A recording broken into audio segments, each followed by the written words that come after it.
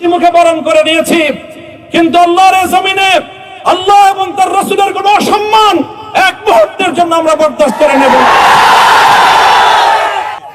আমরা আমাদের সর্বোচ্চ ত্যাগ এবং কোরবানি স্বীকার করতে প্রস্তুত রয়েছি, জীবন দিতে প্রস্তুত রয়েছি।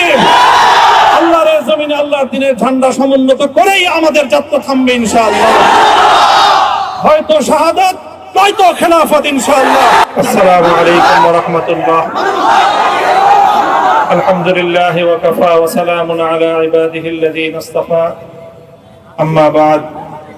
আউযু বিল্লাহি মিনাশ শাইতানির রাজীম। বিসমিল্লাহির রাহমানির রহিম। লা তাসরিবা আলাইকুমুল ইয়াওম ইয়াগফিরুল্লাহু লাকুম ওয়া হুয়া আরহামুর রাহিমিন। সাদাকাল্লাহুল আযীম। সমবেত প্রাণপ্রিয় তৌহিদি জনতা, বিভিন্ন স্তরের ধর্মপ্রাণ মুসলমান ভাই ও বন্ধুগণ, ছাত্র বন্ধুগণ